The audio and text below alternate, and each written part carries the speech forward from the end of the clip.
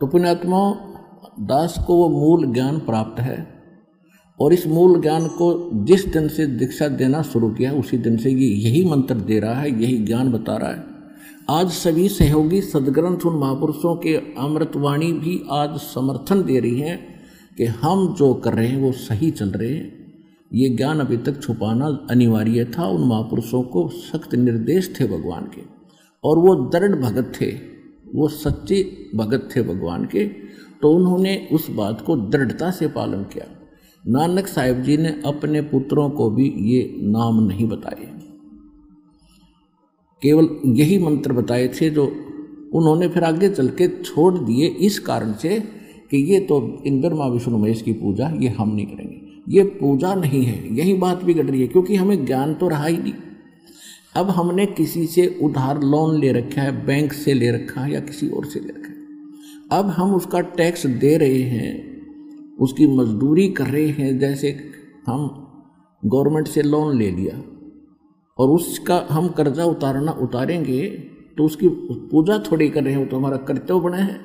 तो इसी प्रकार एक दूसरे शब्दों में जैसे हमने जल प्राप्त करना है, जल प्राप्त करने के लिए हम जो प्रयत्न करेंगे वो पूजा नहीं है, वो तो साधना है, वो क्रिया है। हमारा पूज्य जल है, वाटर है, और उसको पाने के लिए हम जो भी साधन अपनाते हैं, जैसे आपको प्रथम मंत्र दिया जाता है, प्रथम मंत्र की जब आपकी कमाई बन जाएगी, जब सेकंड मंत्र द्वितीय मंत्र यानी सतनाम दिया जाता है। इस प्रकार समझ लिए कि आपको प्रथम मंत्र दिया है, आपने वो कमाई करी प्रथम मंत्र की, उससे फिर आपने बोकी और पाइप खरीदी, वो है सतनाम, बोकी और पाइप, क्योंकि उस कमाई से ही मिलेंगे वह।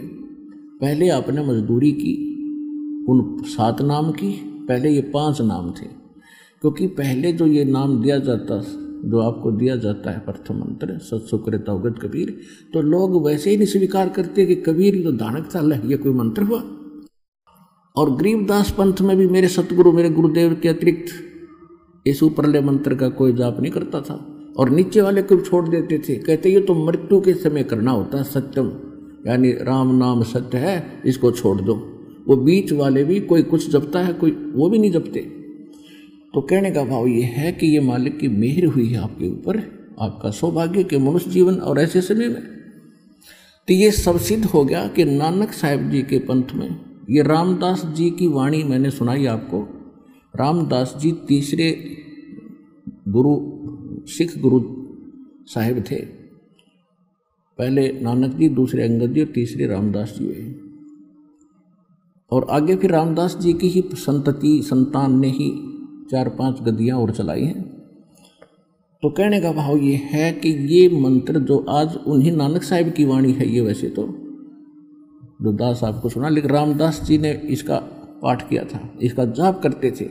इनके जाप से इनमें सिद्धि शक्तियाँ आ गई, जिस कारण से ये कुछ चमत्कार भी दिखाते रहे। और इसी मंत्र का जाप किया करते थे सिख गुरु गोविंद सिंह जी, और इन्होंने इसको बताया है ये दुर्गा का पाठ है, दुर्गा का पाठ है, इसमें लिखा है। तो कहने का भाव ये है कि हम आपको दास ये सिद्ध करना चाहता है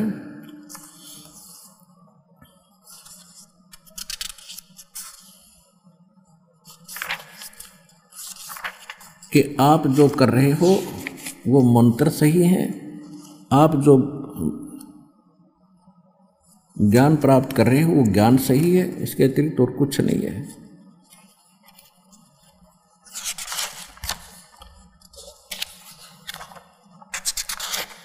इसको दुर्गा मंत्र कहा है इन्होंने, दुर्गा मंत्र, लेकिन ये दुर्गा मंत्र नहीं है, ये इसको जैसे हमने इसको ब्रह्म गायत्री मंत्र का एक नाम दिया है, क्योंकि ये ब्रह्म तक के ही साजंदे हैं जितने इसमें ये 5 नाम थे, लेकिन फर्स्ट एंड लास्ट है ये परमात्मा का मंत्र है।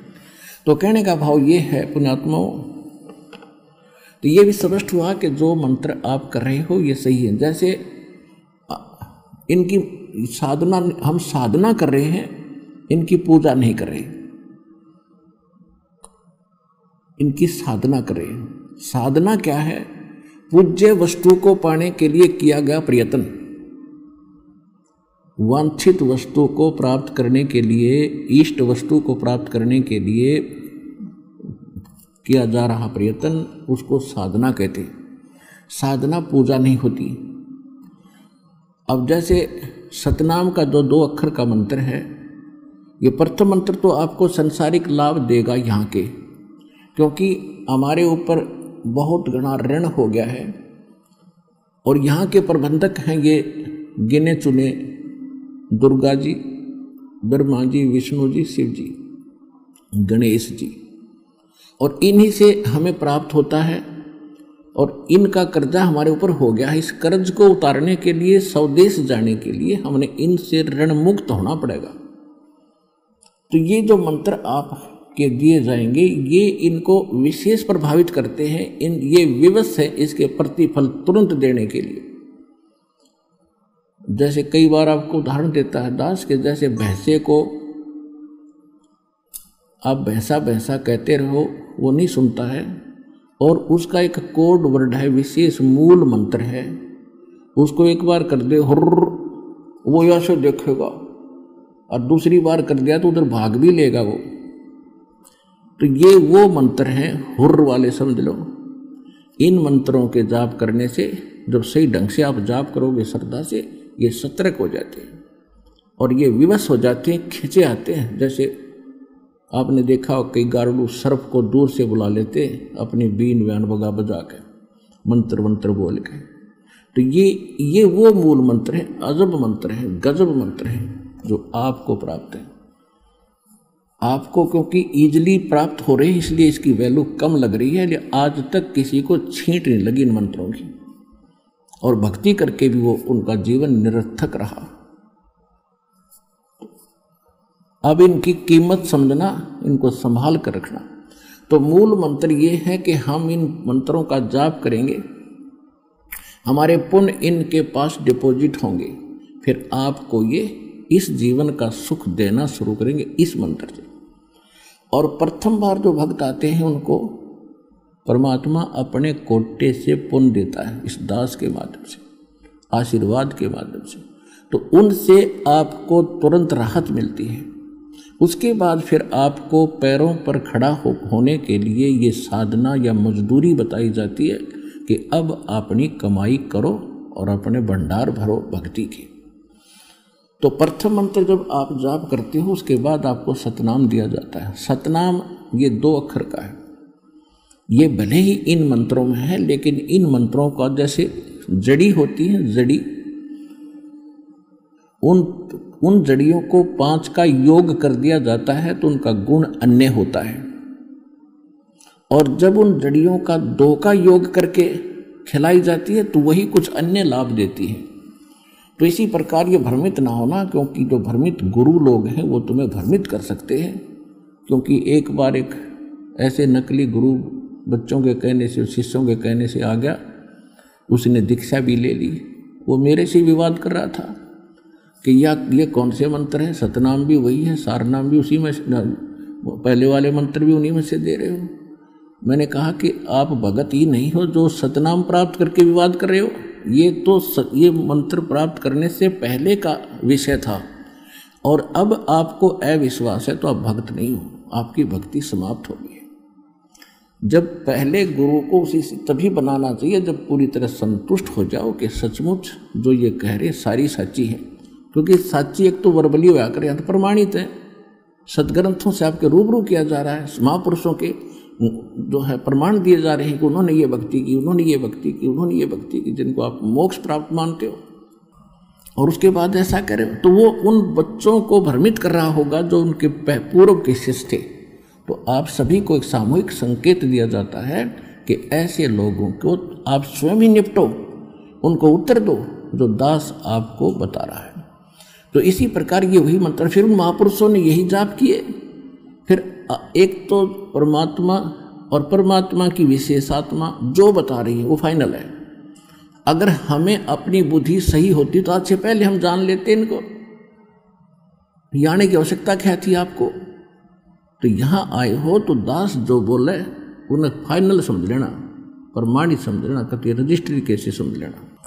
क्योंकि ये जो मूल मंत्र आज आपको बताए हैं, प्रथम मंत्र से कुछ इस 35 अक्षरी पंजाबी भाषा की थी, इसमें से आपको उस 5 मंत्र दिखा दिए। और ये नानक साहिब की वाणी है।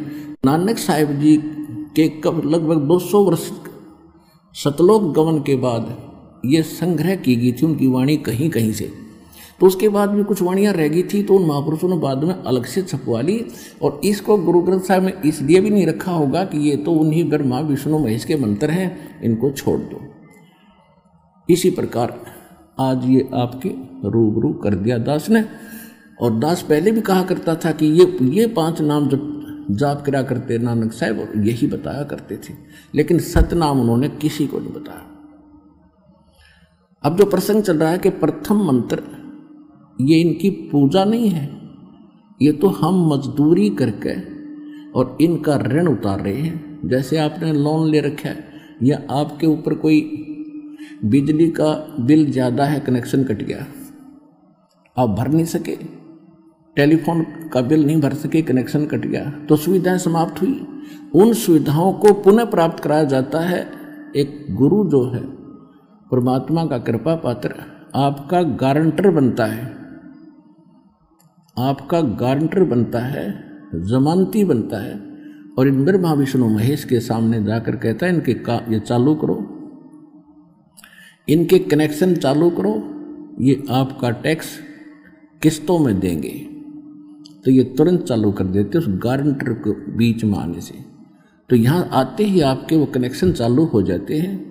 आप मजदूरी करते रहिए, आपको संसारिक सुख भी होंगे, उनका कर्ज भी साथ उतरेगा। फिर उनके पास डिपॉजिट होंगे तो वही फिर आपको सुविधाएं ये देना शुरू करेंगे, वो देंगे वर्क डन। और इसके अतिरिक्त परमात्मा आपको अपने कोटे से पहले आपकी कुछ उनके खाते में जमा कराते हैं, तब वो चालू करते हैं आपकी सुविधाएं, पुनः आपको सुख देना शुरू करते हैं। तो इस प्रकार फिर हमने सतनाम प्राप्ति करनी है। सतनाम के लिए 2 अक्षर का मंत्र है, उसको श्वास और उश्वास की बोकी लगानी होती है। जैसे हम जल प्राप्ति करते हैं, जैसे हम जल प्राप्ति करने के लिए हैंडपंप लगाते हैं, तो हमारा पूज्य है जल, वो बोकी और पाइप हमारे पूज्य नहीं है, लेकिन उनके बिना पूज्य वस्तु मिल नहीं सकती। तो वो हमारे लिए अनादरणीय भी नहीं है, वो ठुकराए भी नहीं जा सकते, क्योंकि उन बिना मिलेगी नहीं। तो इस प्रकार ये 2 मंत्र हैं, इनकी सांस उश्वास की बोकी लगानी आपने। खूब समझते होंगे, हैंडपंप हाथ से लगाने वाले या जैसे भी बोकी मारते हैं, गोल गोल पाइप होती है, मिट्टी बाहर डालते हैं, फिर पाइप नीचे डालते रहते हैं। अब बोकी और पाइप का काम है, बोकी का काम है पाइप को जल तक पहुंचा देने का। अभी जल प्राप्त नहीं हुआ, सतनाम से परमात्मा प्राप्ति नहीं हुई, लेकिन परमात्मा के अंतिम छोर पर पहुंच गए। उसके बाद हैंडपंप लगाया जाता है ऊपर, मशीन जिसको बोलते हैं, वो मशीन है सारनाम, सार शब्द, वो मशीन है। वो मशीन को फिर लगा करके हैंडपंप को, उसकी भी फिर मेहनत करनी है, मजदूरी करनी है, उसको भी पूजा करनी है, सिमरण करना है, उसका जाप करना, उसको हिलाना है, तब वो पूज्य वस्तु प्राप्त होगी जो हमारा इष्ट था। तो ये है proper way of worship, proper method of worship and complete solution. पूर्ण मोक्ष के लिए, पूर्ण आत्म कल्याण के लिए ये मंत्र हैं जो दास के अतिरिक्त विश्व में किसी के पास ना थे और ना आगे आके, तो मतलब खत्म हो गया, और ना ही वर्तमान में अब किसी के पास है। लेकिन उन महापुरुषों को पता था, वो जाप करते थे, जिनको भगवान मिले और उनको सीधे यही मंत्र दिए थे, लेकिन उनको कसम दिला दी थी, प्रतिज्ञा दिला दी थी कि अभी इनको सार्वजनिक नहीं करना। तो इसी कारण से ये आज तक छुपा के रखना था, ये धन आपके ऊपर बखेरना था। आप कितनी पुण्यात्मा हैं जो सतलोक आश्रम बरवाला से जुड़ रहे हो, आपको नहीं पता, क्योंकि लाल की कीमत जोर ही जानता है। ये दास वो जोर ही है जो आपके पुण्यों से कितना परिचित है, आप कितनी अच्छी आत्मा हो भगवान की, जिनको ये कंप्लीट कोर्स प्राप्त हुआ।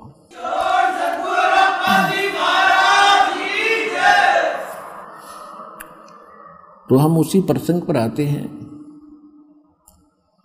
दुख में सुमरण सब करे, सुख में करे ना कोई, जय सुख में सुमरण करे, तो दुख कहे कोई।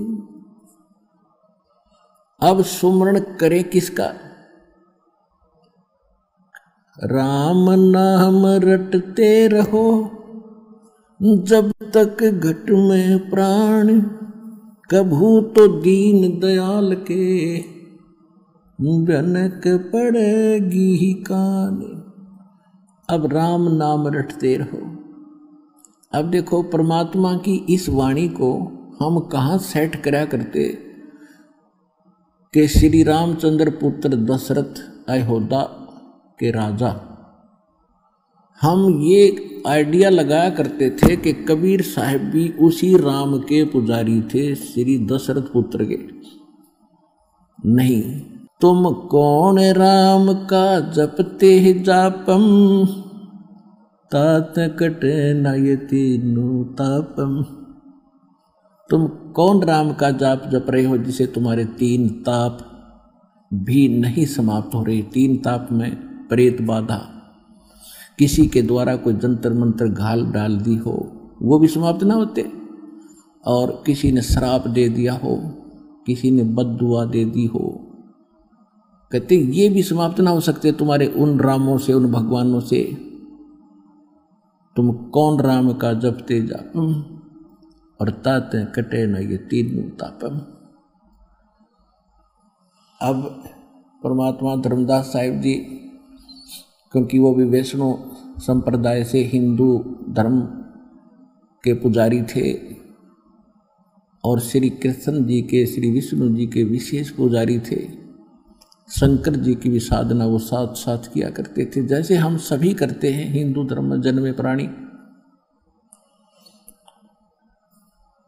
परमात्मा के ज्ञान को समझकर, सुनकर भी उसके हृदय में काफी शंकाएं शेष रह गई। एक दिन उन्होंने परमात्मा से प्रार्थना की है, परमात्मा मैं हूं तो तुच्छ बुद्धि प्राणी, लेकिन मेरा पिछला जो बुरा संस्कार, बुरा ज्ञान मुझे कचोटता रहता है दाता। यदि उसका शंका का समाधान नहीं हो पाएगा तो आपका दास कहीं ना कहीं विचलित हो जाएगा, और आपके अतिरिक्त मैं पूछूं किससे, क्योंकि ये ज्ञान किसी के पास विश्व में है नहीं। इसलिए मुझे रह रहकर आपसे अर्ज करनी पड़ती है कि जैसे श्री कृष्ण जी अर्थात विष्णु अवतार श्री कृष्ण जी ने राजा मोरध्वज के पुत्र ताम्रध्वज को आरे से कटवा दिया था, वो मर गया था, मृत्यु को प्राप्त हो गया था, और वो फिर जीवित कर दिया भगवान। अब ये बुद्धि काम नहीं कर रही, क्या उनमें शक्ति नहीं थी?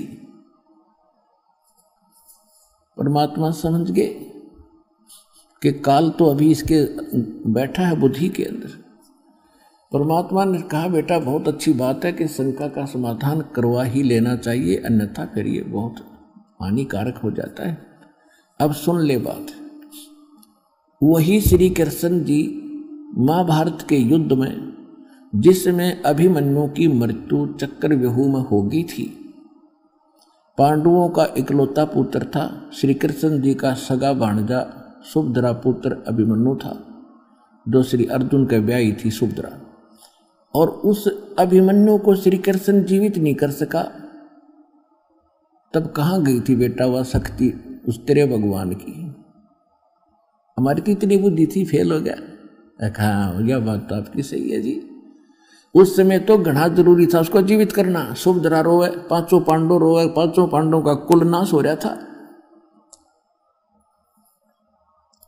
और आप बात कर रहे हो क्या उनमें शक्ति नहीं थी? अब आप बता दे धर्मदास, उसमें शक्ति थी कि नहीं थी? वो जरूरी था, वो तो मृत्यु जीवित नहीं कर सका, और वो जाकर ताम्रध्वज का पुत्र कटवा के वहां को भी जा करी उसने, वहां क्यों ना किया? करबद्ध होकर कहा धर्मदास जी ने, दाता आपकी लीला आप ही जानो, ये भी समाधान आप ही करोगे। तब परमेश्वर ने कहा कि ताम्रध्वज की आयु शेष थी बेटा, अरे ये तो छोटे मोटे परमात्मा की भक्ति करके साधु संत करके दिखाते ड्रामा। अभिमन्यु को जीवित करता जब मानते उसको शक्ति है उसके अंदर, क्योंकि अभिमन्यु की आयु शेष नहीं थी, वो प्रारब्ध उतना ही था उसका। तो ये कोई ना संस्कार बदल सकते हैं, ना आयु बढ़ा सकते, ना घटा सकते। और ये छोटे मोटे जंतर मंत्र तो आम संत कर देता बेटा। धर्मदास चरणों में गिर गया, बहुत बुरी तरह रोया दाता, ऐसा गजब का ज्ञान आपका, ऐसे प्रमाण दाता हम मूर्ख भूले बैठे थे। तो वो समर्थ कौन है? क्योंकि जब तब तक परमात्मा ने उसको सचखंड नहीं दिखाया था, तो तब ये कहते कि मैं हूं, तो फिर वो मुरझा जाता, क्योंकि हम परमात्मा को निराकार मान रहे थे। चाहे कृष्ण के पुजारी थे, चाहे विष्णु के पुजारी थे, मूर्ति साथ रखते थे, और फिर भी चर्चा होती थी, क्या क्या करते हो, समाधि लगाते हो? कहाँ लगाता हूं, भगवान देखा, भगवान थोड़ा ही दिखता हो तो निराकार है, उसका प्रकाश देखा जाता। ऐसी अकल थी हमारी भक्ति में। विष्णु जी कौन है फिर? जब भगवान निराकार है तो उसकी मूर्ति सामने। सम्मन और नेकी, ये दोनों मनियार और मनियारी का काम किया करते, पति पत्नी से। नेकी पत्नी का नाम था, सम्मन उस भगत का नाम था, और वो परमात्मा के शिष्य थे। उनका एक पुत्र था जिसका नाम शिव था, उसको अपभ्रंश सेऊ कहा करते थे, सेऊ, और सेऊ ही नाम से वो ज्यादा प्रसिद्ध था। वो लड़का छोटा था, 10-12 वर्ष का, और सभी परमात्मा की भक्ति करते थे। सम्मन और नेकी जहां भी जाते थे चूड़ी पहनाते थे, बहनें इकट्ठी हो जाती थी, उनको अपने गुरुदेव की महिमा सुनाया करते थे कि हमारे गुरुदेव जी स्वयं परमात्मा आए हैं, उन्होंने ऐसे ऐसे लीला की है कि सिकंदर लोधी राजा को जलन का रोग था, वो कहीं भी स्वस्थ नहीं हो रहा था। सब काजी और मुल्लाओं और पीरों ने सभी जंतर मंत्र कर लिए थे, भारतवर्ष के सभी सुप्रसिद्ध वैद्यों ने दवाई दे करके अपनी कोशिश कर ली थी, हिंदू धर्म के ऋषि महर्षि साधु संतों से भी दुआएं मांग ली थी, आशीर्वाद ले लिए थे, और हमारे गुरुदेव जी ने आशीर्वाद मात्र से सिकंदर लोधी राजा दिल्ली के बादशाह का जलन का रोग स्वस्थ कर दिया था। वो स्वस्थ कर दिया था, नाश कर दिया उसका रोग। और सिकंदर लोधी ने, अब थोड़ी सी कथा ये भी सुना देता हूं। सिकंदर लोधी को जलन का रोग हो गया था, इतना भयंकर रोग था कि उसने सब जगह जंतर मंत्र करा के फेल हो लिया था, अंतिम सांस गिने था। मुसलमान तो मानते नहीं नेक्स्ट जीवन, हिंदुओं के ऋषियों ने, संतों ने बता दिया था कि महाराज ये आपके पिछले जन्म का पाप है, ये तो भोगना ही पड़ेगा, आपके प्रारब्ध में लिखा। अब उसने कोई चारा था नहीं, अंतिम उस रोग को लिए हुए जी रहा था, ना कुछ खा रहा था ना पी रहा था। किसी ने आकर उसको बता दिया कि दिल्ली बनारस के अंदर एक संत है और कबीर नाम है उनका, और जुल्हे के घर उनका जन्म है। उन्होंने जन्म मानते थे, मालिक का जन्म नहीं था। यदि वो दया कर देंगे आपका रोग नहीं रहेगा। मालिक की इतनी महिमा हो चुकी थी, कहते मरता क्या नहीं करता कि भी चल अंतिम एक और ट्राई कर लेता हूं। सेन अपने अंग रक्षक लेकर 500-600 हजार हाथी पर सवार होकर बनारस पहुंच गए। बनारस के राजा थे वीर देव सिंह बघेल, हिंदू राजा थे, और वो भी परमेश्वर कबीर जी के शिष्य हो चुके थे। उनकी पावर, शक्ति और चमत्कार देख के जब सिकंदर लोधी वहां पहुंचा तो वीर सिंह से प्रार्थना की कि यहाँ कोई काशी में कबीर नाम का कोई जुल्हे के घर कोई संत है, और मैं बहुत दुखी हूँ वीर सिंह, मुझे कहीं से भी राहत प्राप्त नहीं हो रही, अंतिम सांस गिन रहा हूँ। वो कोई है, आप जानते हो उसको? नहीं तो पता कराओ और उसको बुलाओ।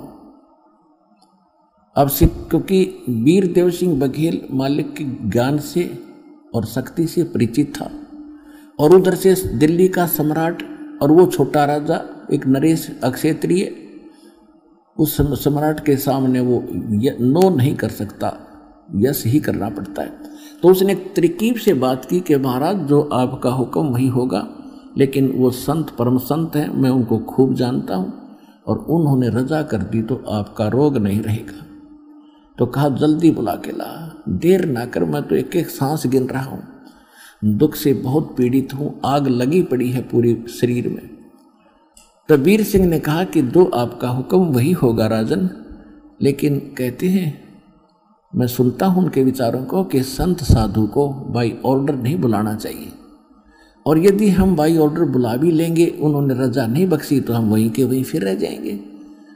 तो साधु संत के पास स्वयं ही चल के जाना चाहिए महाराज, और जैसे आपका आदेश हो वैसे ही करेंगे। वो तो मरा पड़ा था कि नहीं, फिर तो मैं ही चलूँगा। अब शाम का समय हो गया था। वीर देव सिंह को मालूम था कि शाम के समय परमात्मा कबीर जी, रामानंद जी, स्वामी रामानंद जी पंडित जी के आश्रम में गंगा घाट के किनारे आते हैं, शाम में आरती वहीं करते हैं।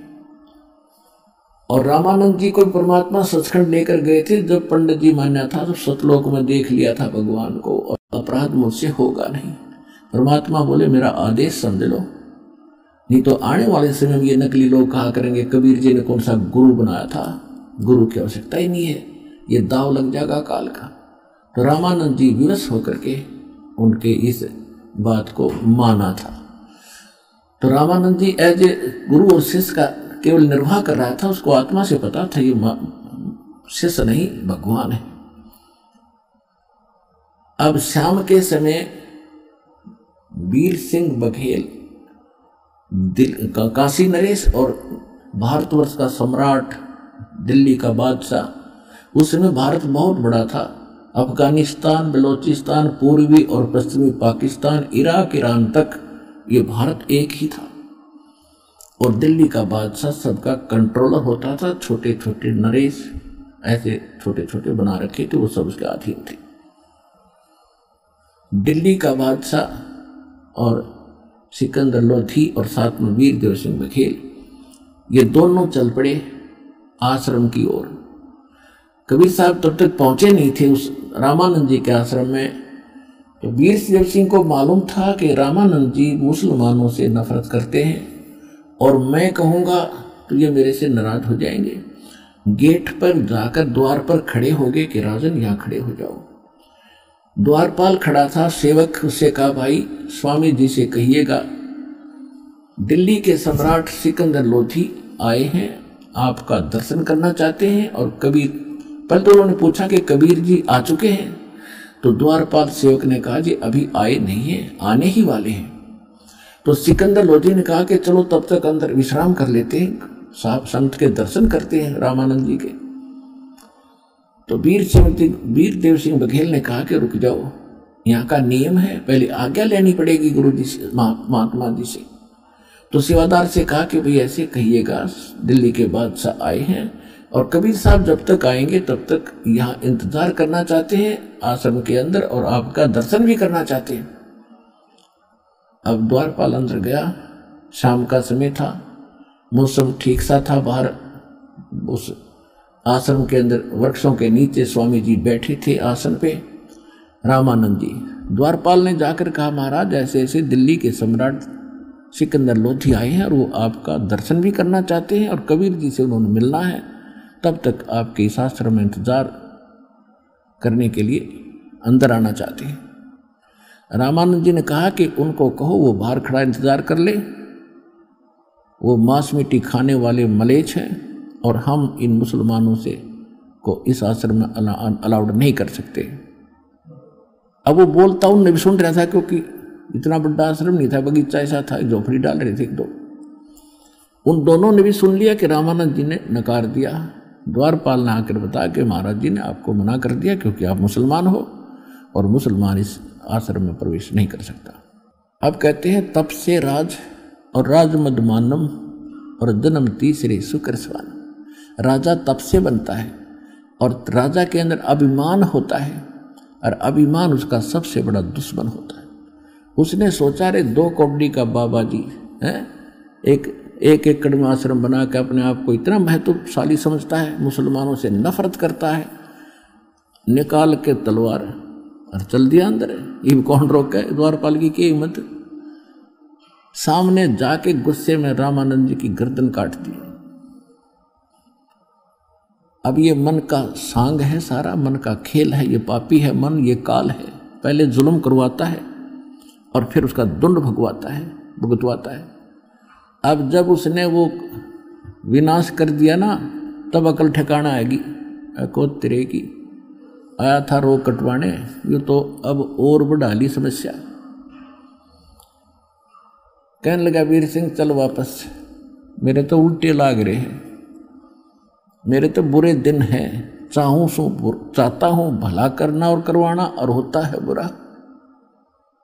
अब वो ऐसा महापुरुष बताते हो कबीर जी को, अब उनके गुरु जी का मैंने हत्या कर दी, मर्डर कर दिया, अब वो शराप और देगा मुझे जब यहाँ आ गया था, तो निकल जल्दी से। अब वीर सिंह क्या बोल रहे उस राजा के सामने, वापस चलने लगे। सामने से परमात्मा आ गए। अब देखो खेल दाता का, एक तीर से कितने शिकार करे। रामानंद जी की अकल ठिकाने लानी थी। अभी तक वो हिंदू और मुसलमानों को 2 समझकर नफरत का पात्र नफरत करता था। जब तक है हमारे अंदर ये राग द्वेष और घृणा है, हम मुक्ति नहीं पा सकते, वो भक्ति भी फेल होती रहती। उधर से राजा को स्वस्थ करके उसका कल्याण करना था। और जब तक अति अधीन दीन हो प्राणी और ताको कहना ये अकथ कहानी, जब तक हम भी नम्र नहीं होंगे तो संत का आशीर्वाद भी काम नहीं करता। अब उसको नरम बनाना था, एक इतिहास बनाना था, अपना परिचय देना था कि आई am God, I M Kabir God, ये परिचय देना था। जो ही वो बाहर निकले, दोनों नरेश सामने से परमात्मा आ रहे हैं। वीर सिंह जी पहले से शिष्य था, सारी क्रियाओं को से परिचित था। तुरंत दंडवत प्रणाम किया मुकुट समेत कबीर परमेश्वर के चरणों। अब मरता क्या नहीं करता। सिकंदर लोधी ने सोची यो है वो संत है, इब और कोई चारा नहीं, चरणों में गिर, नहीं तो आ गया सामने शेर। अब तुरंत वो भी मुकुट समेत चरणों में, दोनों चरणों में दंडवत प्रणाम करे। तब परमात्मा ने कहा कि हे राजन, हे 2 नरेश, आज कैसे गरीब के पास पहुंचे। और ऐसे करके दोनों के सिर पे हाथ रखा कि खड़े हो। अब जो ही मालिक ने सिकंदर लोधी के सिर पे हाथ रखा, उसका जलन का रोग तुरंत समाप्त हो गया, जैसे क्विंटल टनों वजन हट गया। बोलो सतगुरुदेव कबीर भगवान की जय।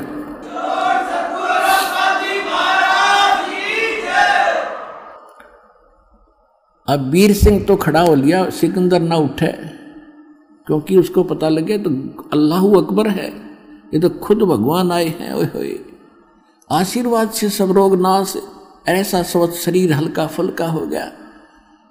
अब उसने सोची कि अब ये पता लगेगा इनको कि इनके गुरुजी का मैंने मर्डर कर दिया और ये मुझे फिर वही रोग दे देगा। इसलिए पैर नहीं छोड़ रहा, रो रहा बुरी तरह, परवरदिगार बख्श दो, परवरदिगार मैं अपराधी हूँ। और एक बात और है कि संत के पास आने से मन दूर चला जाता है। ये मन बकवादी है, सारे ऊट पटांग काम ये मन करवाता है, आत्मा को दबा के रखता है। संत के पास आने से मन पीछे हो जाता है, वो डरता भूत है ये, और आत्मा उभर जाती है। आत्मा तो निर्मल है, दयावान है, चाहे वो कोई भी कसाई भी क्यों ना है। तो वहाँ मन हट गया, आत्मा उभर के आएगी सिकंदर लोधी की, और कहता है परवरदिगार मैं अपराधी आदमी हूँ, मैंने बहुत जुल्म कर दिया, ऐसा घिनौना अपराध कर दिया कि अक्षम्य नहीं है, आप मुझे माफ़ नहीं करोगे, मुझे क्षमा कर दो परवरदिगार।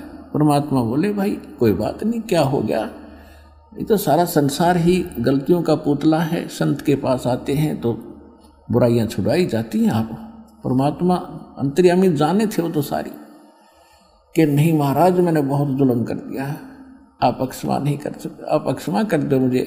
परमात्मा बोले जो भी तूने कुछ भी कर दिया उठ, रो ना बुरी तरह और अक्षमा कर दिया। कि महाराज मैंने वो सारी कथा बता दी कि मैं इतना दुष्ट हूँ, मैंने याचना की आपके गुरुदेव जी से कुछ समय अंदर विश्राम करने की आपके इंतज़ार के लिए। उन्होंने अभद्र तरीके से मुझे बुरे शब्द कहे, मुझसे सहन नहीं हुए कि मैं ये राक्षस हैं जो मांस खाते हैं, मलेच्छ हैं, मुसलमानों को इस आश्रम में आना अलाउड नहीं है। तो मेरे अंदर युवराज का कीड़ा उठ गया और मेरे पर रुका नहीं गया और मैंने आपके गुरु जी की हत्या कर दी तलवार से ही, मुझे माफ़ कर दो। फिर गिर गया चरणों में। परमात्मा बोले खड़ा हो, कोई बात नहीं। ये तो उसकी आयु इतनी थी, स्वामी रामानंद जी की आयु इतनी थी। उस समय स्वामी रामानंद जी लगभग 125 वर्ष के हो चुके थे, 125 वर्ष के, और 104 वर्ष की आयु में परमात्मा मिले थे उनको। तो परमात्मा ने कहा कि इसकी आयु इतनी थी और आपसे ही इसकी मृत्यु होनी थी, इसमें ना तेरा दोष है ना उनका दोष है, आप चलो, लेकिन एक काम करो, मेरे साथ वापस चलो। उसने कहा कि अब काम, परमात्मा ने कहा कि अपना काम बताओ, किस लिए आए थे? कि जिस काम के लिए आया था वो तो आपने आशीर्वाद मात्र से ठीक कर दिया। मैं बहुत दिनों से दुखी था, मेरे हाहाकार मची थी, आग लगी थी रोम रोम में, और दाता आपके आशीर्वाद से मैं स्वस्थ हो गया। अब मेरा एक काम और बढ़ गया, हे परमात्मा उसको भी दया करो, क्षमा करो। परमात्मा बोले कि चलो आप ऐसे मत जाना, नहीं तो हिंदू समाज बहुत बुरा समझेगा और हो सकता उपद्रव भी हो जाए। आप अंतिम संस्कार करो, मैं संभालूंगा इन सबको, कहूँगा कि भाई ये तो होना ही था और ऐसे ऐसे गलती हो भी गई थी, आदर सत्कार तो सभी का होना चाहिए। तो राजा ने सोचा भी ठीक है, तो अंदर चले गए दोनों। तो जितने भी 10-5 वहाँ शेष रहते थे रामानंद जी के, वो कबीर साहब आगे थे, उनको देखकर भागे आए कि कबीर जी सिकंदर ने गुरु जी का मर्डर कर दिया। परमात्मा बोले ऐसी बात नहीं बोलते, संत मरते हैं कभी? अरे भले आदमी, तुमने फिर देख जाना क्या भगवान को और संत को? ये मरते हैं, ये कभी नहीं मरते।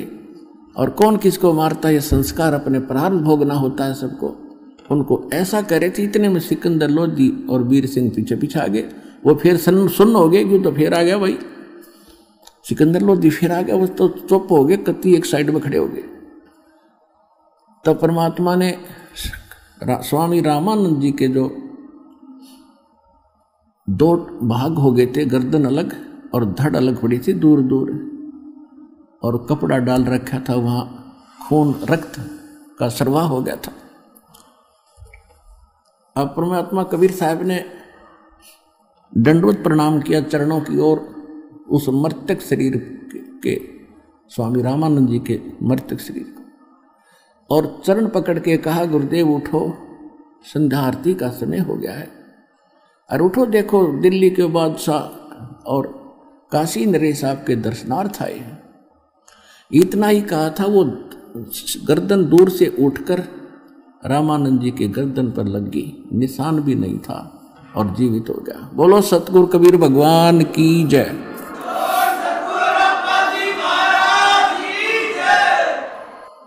अब सामने उठते ही उसने देखा सिकंदर लोधी फिर खड़ा है, फिर लाल आंख करने लगा। फिर इतने में परमात्मा ने कहा कि हे स्वामी जी, आप तो लीला कर रहे थे, आपको कौन मार सकता है? तो इतने में उसने नीचे ध्यान गया कि मैं तो मर गया था फिर, और ये मेरे शरीर से मृतक गर्दन कटने के बाद उनके शरीर से 2 धारा चली थी, एक रुधिर की, एक दूध की। शरीर से तो या तो ब्लड निकलना चाहिए था। तो स्वामी रामानंद जी ने उस भगवान कबीर साहब से पूछा कि हे परवरदिगार, ये शंका का समाधान कीजिए कि ये दूध और रक्त ये ऐसे कैसे आया है? या तो रक्त होना चाहिए था सारा ही, ये दूध क्यों आया? तो परमात्मा ने कहा कि स्वामी जी, पहले आप केवल ब्राह्मणों को ही उत्तम मानते थे, अन्य जाति वालों को आप शेष नहीं बनाते थे, तो वह बड़ी कमजोरी थी। वो तो आपने दया कर दी सारे हिंदू समाज के ऊपर कि आप सबको दीक्षा देने लगे, और अभी भी आप में कमजोरी रह रही है कि आप मुसलमानों से नफरत करते हो, और जब तक नफरत शेष है मोक्ष नहीं हो सकता।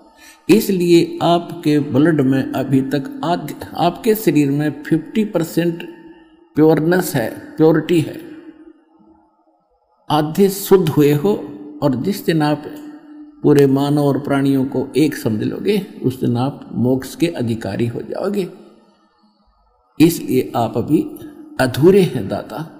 रामानंद खड़े हुए और परमात्मा ने 1 घंटे प्रवचन किए।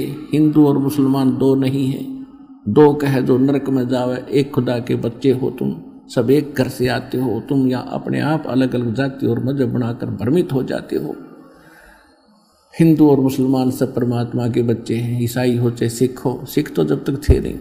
तो खड़ा हुआ पर रामानंद खड़े हो गया, आँखों में पानी भर गया और सिकंदर लोधी को सीने से लगा लिया, बेटा मेरे से गलती होगी, मुझे क्षमा कर देना, मैं बहुत निकम्मा था, आज मेरी आँख खुल गई। उसके बाद रामानंद जी ने किसी भी जीव के प्रति कोई हेट घृणा नहीं रखी।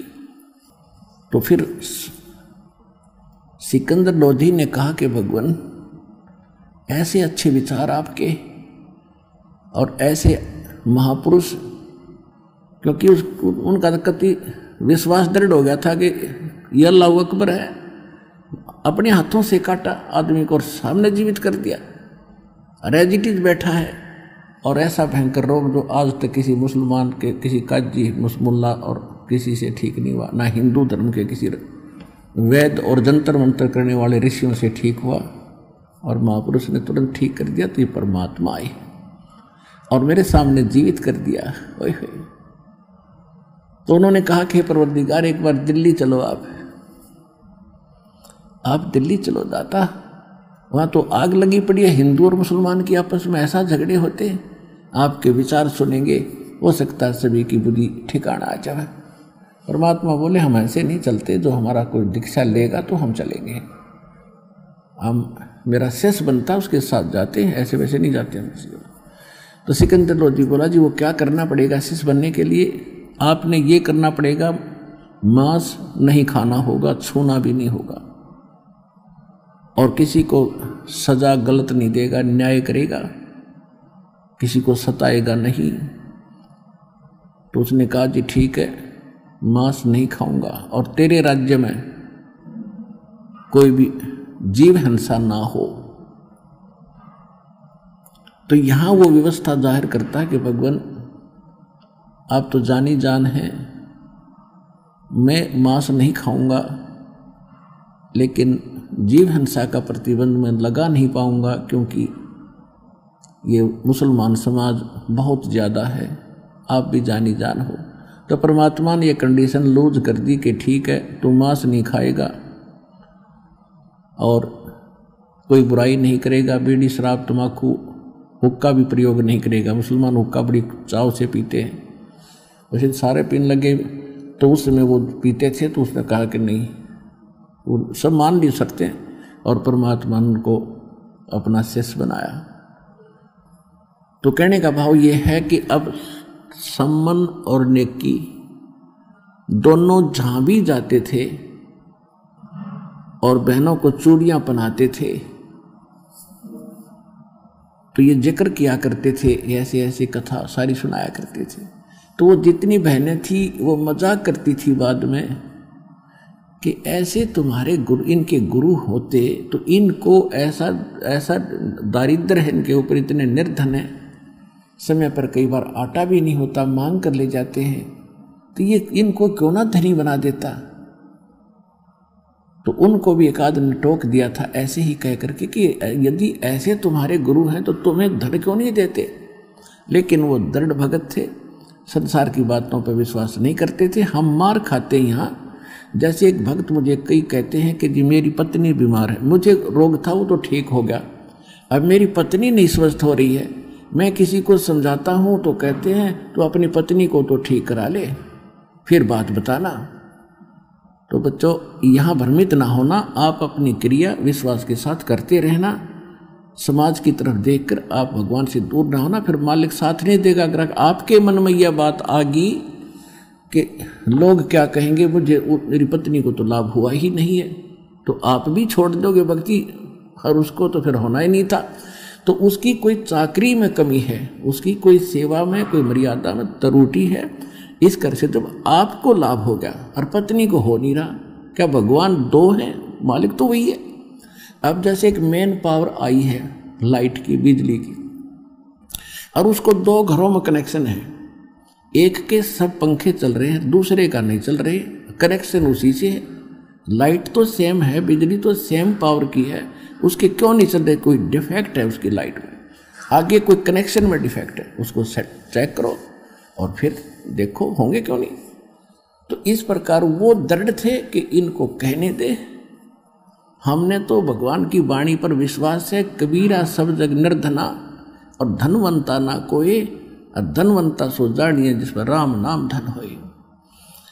फिर दूसरी भगवान बताते थे कि राम रटत दारिद्र भलो, राम रटत निर्धन भलो, टूटी घर की छान, वो सुंदर महल किस काम के जहां भक्ति नहीं भगवान।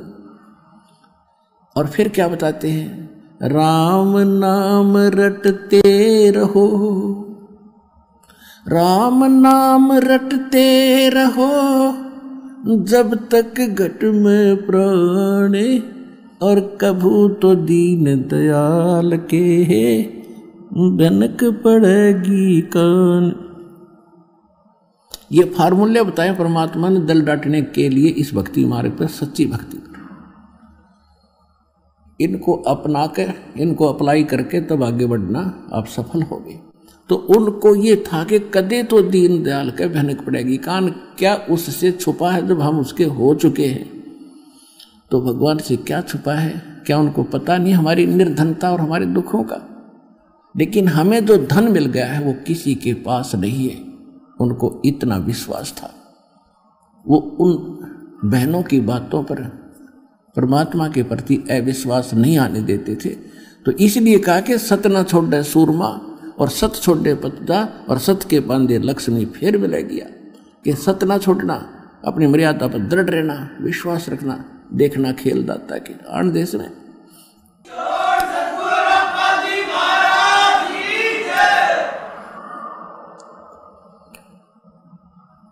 तो क्या हुआ? वो कथाएं सुनाते थे। वो लड़का जो सेऊ था वो भी अपने साथी बच्चों में खेलता था, वहाँ भी भगवान की कथाएं सुनाता था कि हमारे गुरुजी ऐसे हैं, हमारे गुरुजी ऐसे। राजा सिकंदर लोधी को ऐसे गड़बड़ थी वो ठीक कर दिया, रामानंद को सिकंदर लोधी ने मार दिया था वो जीवित कर दिया, और बड़े शक्तिवान हैं। तो बच्चे कहते थे तुम्हारे गुरुजी तो राजाओं के पास ही जाते हैं, तुम्हारे घर आए कभी? अब वो बच्चा निरुत्तर हो जाता था, और बच्चों की एक दूसरे का व्यंग सहा नहीं जाता उनसे कि तुम्हारे गुरुजी तो धनवानों के यहाँ जाते हैं, वीर सिंह बघेला राजा उनका शिष्य है, और ऐसे वो तो सेठों के पास जाते हैं, धर्मदास सेठ है उसके वहाँ जाते हैं। तो वो लड़का एक दिन अपने माता पिता से चर्चा कर रहा था, जब वो काम से वापस आ लिए शाम को थोड़ा सा आफ्टरनून,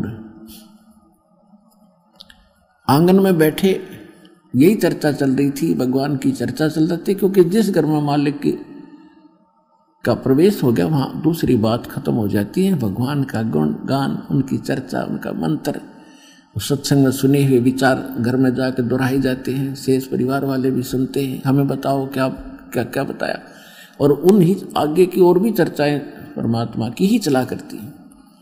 तो उस बच्चे ने कहा कि माता पिता, बच्चे मुझे ऐसे ऐसे कहते हैं कि आपके गुरुजी तो राजा लोगों के और सेठों के यहाँ जाते हैं, तुम गरीबों के कभी आए हैं? तो सेव कह रहा था कि अपने घर कब आएंगे पिता गुरुदेव।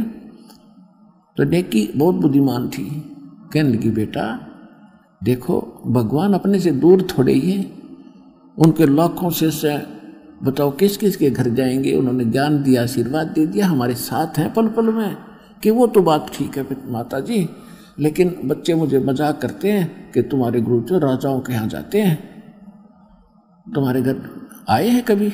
एक बार अपने गुरु जी आ जाए तो मैं उनका मुंह बंद कर दूँ।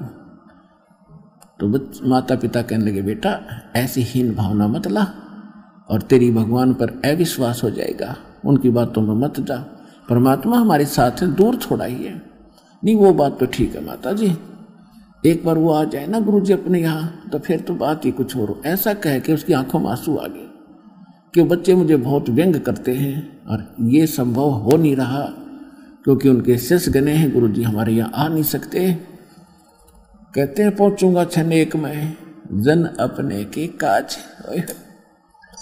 ये दुखी थोड़ा होने देते अपनी आत्मा को।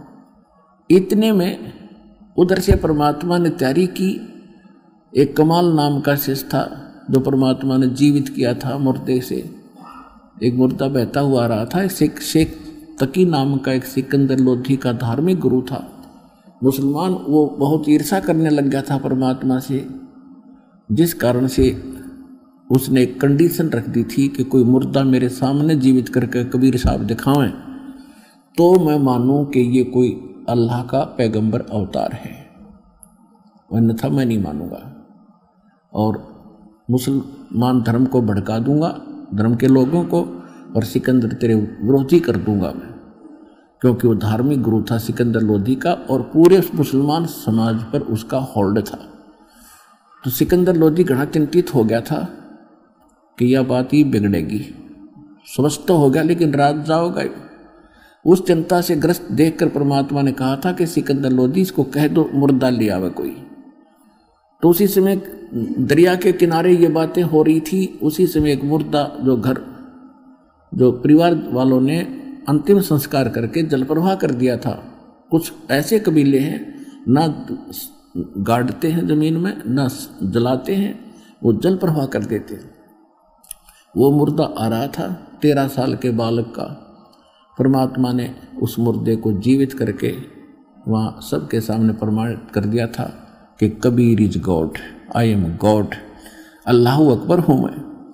तो वो जीवित करा। फिर उस बच्चे को जब जीवित कर दिया परमात्मा ने, सब ने कहा था कमाल कर दिया, कमाल कर दिया, तो उसका नाम कमाल रख लिया और अपने साथ अपने पुत्र के रूप में रखा।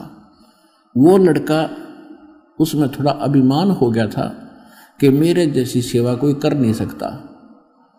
जैसे श्री अर्जुन जी में अर्जुन में अब अभिमान हो गया था कि भगवान मेरे जैसा सेवक कृष्ण जी आपका कोई नहीं।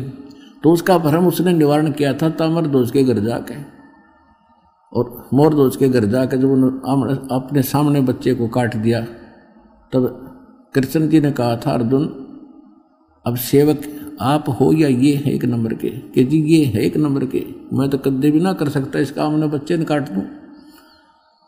तो कहने का भाव ये उसी, अब आपको दो भगवानों की, समर्थ की और इस छोटे भगवान की भिन्नता बताई जा रही है कि छोटे मोटे थोड़े बहुत गुण तो सभी में मिलते जुलते होते, लेकिन समर्थ के गुण फिर आगे चल के अलग ही होते हैं। वो तो एक ताम्रध्वज लड़के को जीवित किया, यहाँ हजारों प्रमाण दे देगा दास, और आज यहाँ होने लग रहे। आज से चौथा दिन है। एक माई अपने दोते को लेकर आई थी यहाँ पर, वह आई होगी आज अवश्य, 1.5 वर्ष का बालक और उसकी लड़की साथ में, जो उस दोते की माँ, और वो बता रही थी जी ये लड़का आज परमात्मा कबीर जी की दया से इसको जीवन दान मिला, हमने नाम भी नहीं ले रखा था। सत्संग सुनते थे साधना टीवी पर डेली, उसका पिताजी यानी दामाद उस माई का वो भी आया हुआ था। चौथा दिन है उस दिन, लड़का बाल्टी में चढ़ गया पानी की भरी में, कैसे पाटड़ी पुटड़ी पर चढ़ के उसमें मुंदे मुँह गिर गया। 2-2.5 घंटे पड़ा रहा, किसी ने संभाला नहीं। जब देखा खोज हुई तो उसमें मरा पाया। उसको बाहर निकाला, आसपास गांव के जो वैद्य थे उन्होंने मृत डिक्लेयर कर दिया। उसने परमात्मा पुकारा आपको, किसने? लड़के के पिता ने, हे भगवान धरती पाया है तो मेरा बालक जीवित कर दे। 2 सेकंड में बच्चा एकदम हिचकी लेकर खड़ा हो गया।